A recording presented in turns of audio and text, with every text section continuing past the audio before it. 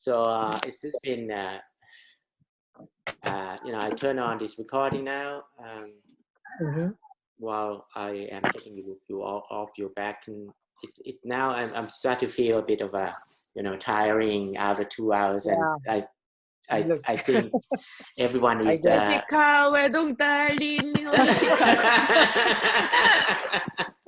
I like that song.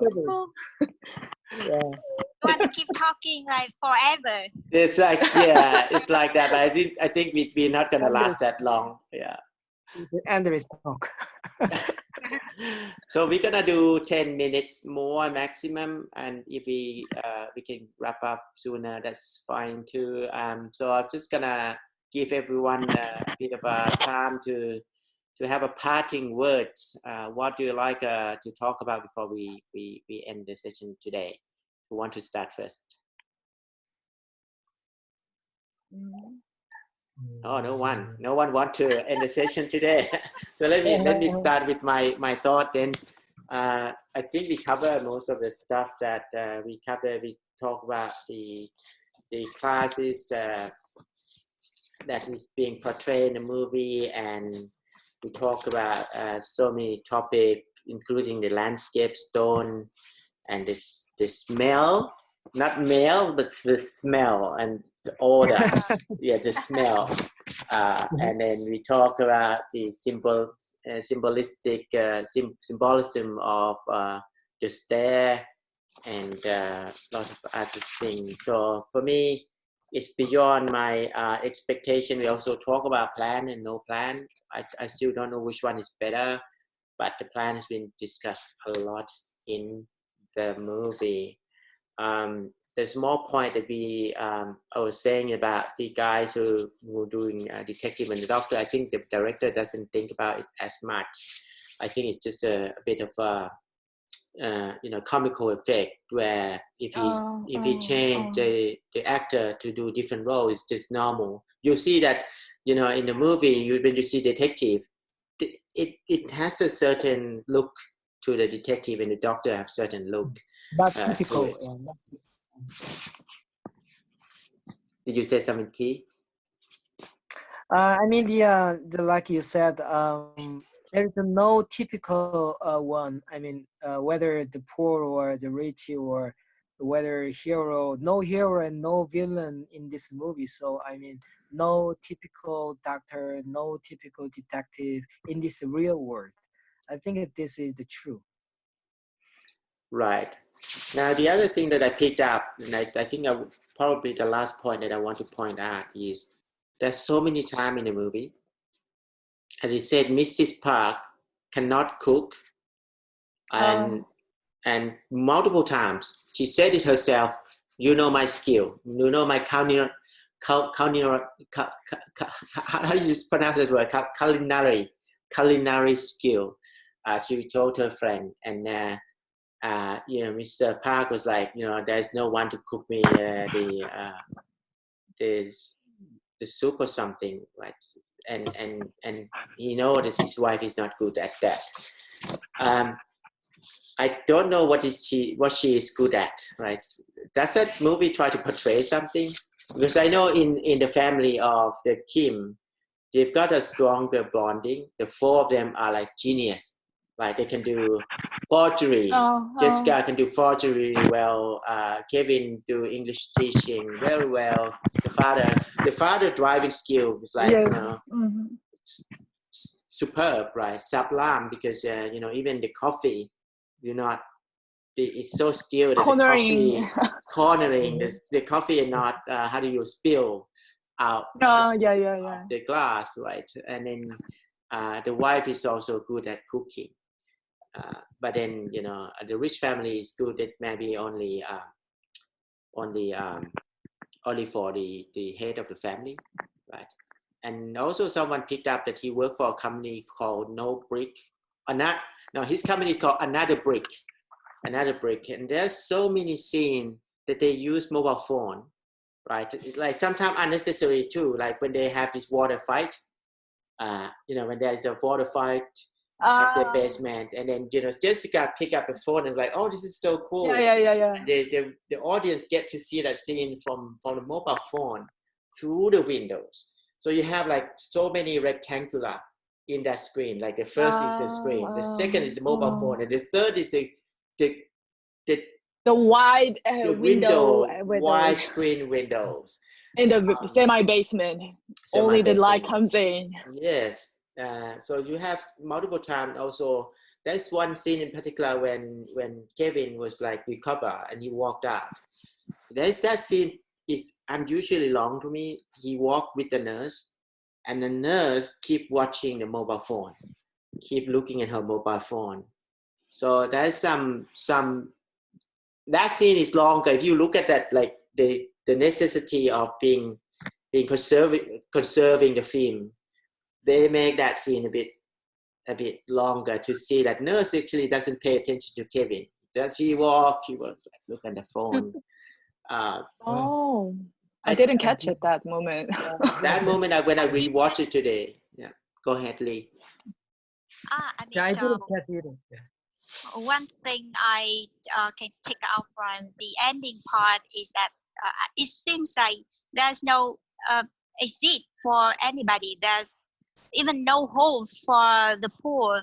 The circles like keep continue, like the rich, like the other rich family, the next owner of the house, and the poor, like the Kim family. They lost a family, and now they the only hope is to have Kevin to work hard and buy the house over and to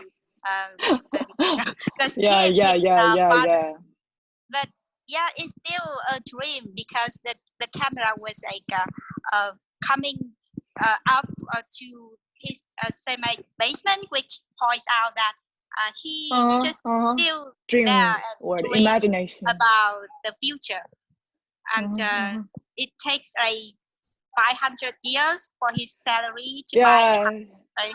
Yeah, so it's kind of sad. It upsets me a lot because the circles continue and there's no exist for any one of them. It's kind of sad to me. Right. Yeah, I seen that point too, and I seen that there is one video saying that particular thing that Bon Joon-ho did is he said, I want to be sure that the viewer know that this guy is absolutely dead. Like, why do you shoot twice? I want to be sure that you know that he's absolutely going to be dead. So that's kind of thing. Yeah, the fight shot, something like that. Yes, so that means he said in this case he want to be sure that the viewer know that that's just a dream. He don't want to end the movie. He want to be sure that the viewer lost that hope of Kevin doing anything big in life, and he's able to buy that house. He want to be sure that the viewer know that there is no way in hell that someone like Kevin would be able to actually just wake up from the dream. It's gonna be just a pipe dream. I agree. I think that's a very good point. All right, parting word from you, Key and Christine. Who want to go first? Christine first. Yeah. First of all, it was really meaningful time to share some of. I've never expect that talking with you guys with different countries, about this Korean movie. And as a Korean, is very proud of it. And also, but I don't want you to get wrong opinion or get wrong concept about Korea. That's what I ask you to. No, we love it. We love, like the cultures, traditional things. I think for me, the world is moving into that direction anyway. The world economically, the world is more interdependency. You used to have a strong nationalistic, like national boundary, but now the world is more a bit more united in that respect in terms of cooperation between countries.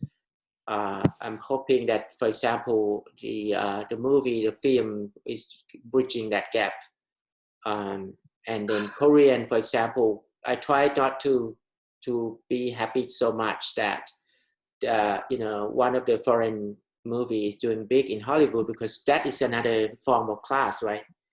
Like you now like moving one thing that you perceive as a lower class into something that's be perceived as a higher class. I don't want to celebrate that too much. I thought want to think of it as another form of pollination, cross pollination between film industry from different countries like Bollywood and Korean and other Asian country and other Latin American countries, just so in the future that cultural exchange can go two ways. Yeah. And as you all know, that American people don't like to read the subtitles. All of the movies they watch are almost made in Hollywood, so they don't need to read subtitles. They use their own language, the English. But because of the big hits of the Parasite, that opens the door to them they can reach or access to lots of different culture movies, like not only Korean movies, but Asia, and also Africa. And so, yeah, that's a good thing, I believe. Yeah, because I know that we grow up reading movie subtitles like very common. So when I see the US, it's like not used to it, and I'm like, what are you doing? Like, it's so common phenomenon. Everyone else in the world is doing, but you're not doing it. And I have some very critical reviews about Parasite, but the one who made a video does not watch the movie itself. He does not watch the movie, but he criticized the movie, why the Parasite won the 4 Oscars. I don't get it. He just only deserved for the international film. Why that movie take the best picture? That's ridiculous. That's nonsense. We should bring it back. We should bring it back, and he don't even watch that movie, right? What an ignorant, isn't it? Yeah, I agree with you. That's really bad. Right, Key, you get to end this conversation for us. Yeah, to me, I like the movie who is thought-provoking. I mean, after watching movies, I think a lot of things. So this is in that aspect, this is my one of my favorite movies, and also we don't have to be too critic about this movie. I mean, the movie is like just a movie. We can just watch it and just think about that and enjoy it. But if we too much stick to the symbolics and the metaphor, but everything is very not good for enjoying just movies. So just as an audience, just I think you guys watch the more movies from a variety of countries, not only in Hollywood movies, but also Korean movies and Vietnam movies and African movies, even I don't know, the Mexican movies. So we need to enhance the a variety of the genres in the movie industry. I think so. All right, folks, thank you so much for staying with me so late into Sunday night. I really appreciate it. You are one of my dream teams ever, and it's going to take a long time before I can repeat this success that we get to meet up here. Thank you so much. I need to say goodbye. Thank you, guys. Jessica. Thank you. Bye. Goodbye.